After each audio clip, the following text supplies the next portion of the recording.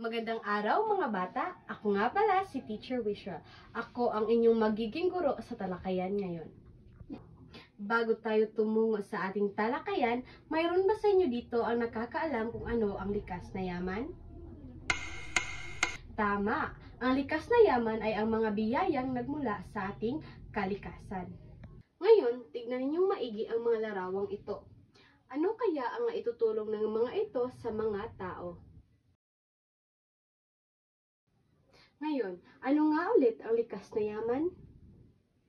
Tama, ito ay ang mga bagay na bigay ng kalikasan tulad ng lupa, tubig, karagatan at mineral na ginagamit ng mga tao upang mabuhay.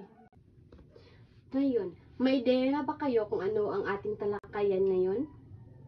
Kung wala, ang talakayan natin ngayon ay ang mga pakinabang pang-ekonomiko ng mga likas na yaman ng ating bansa. Ang una ay ang yamang lupa. Ito ang pinanggagalingan ng pagkain tulad ng palay, gulay at prutas. Ito ay nagsisilbing kabuhayan ng mga magsasaka. Ang yamang lupa ay tumutukoy sa mga likas na yaman na matatagpuan sa mismong kalupaan.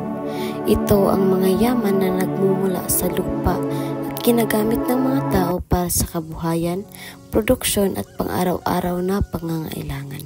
Pangalawa naman ay ang yamang tubig. Ang yamang tubig ay mga likas na yaman na matatagpuan sa karagatan, ilog, lawa, sapa at iba pang anyong tubig. Kabilang dito ang mga organismong nabubuhay sa tubig at mga produktong nakukuha mula rito. Ito ang pinagmumulan ng isda at iba pang lamang dagat. Nagbibigay ito ng hanapbuhay sa mga mangingisda. At ang pangatlo ay ang yamang gubat. Ang yamang gubat ay mga likas na yaman na matatagpuan sa mga kabundukan. Kabilang dito ang mga puno, halaman, hayop at iba pang mga bagay na nagbibigay ng mahalagang gamit sa tao. Pinagmumulan ito ng kahoy at iba pang yamang kagubatan. Nagbibigay ito ng trabaho sa mga gumagawa ng produktong kahoy.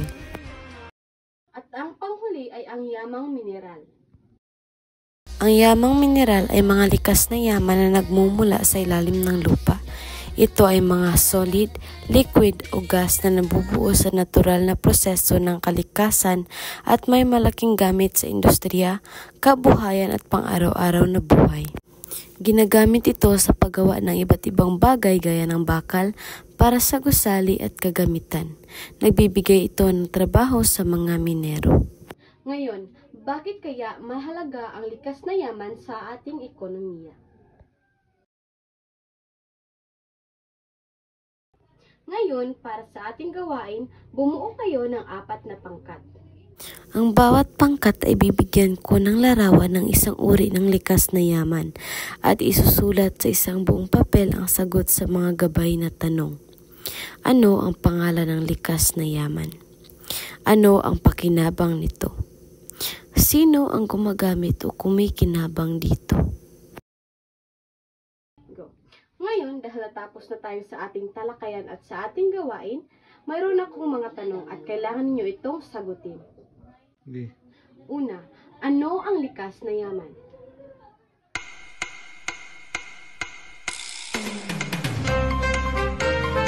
Pangalawa, ano ang pakinabang ng likas na yaman sa mga tao?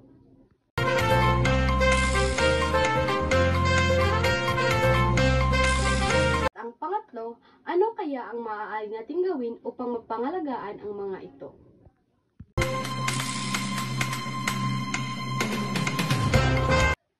Ngayon, dumako naman tayo sa ating pagtataya.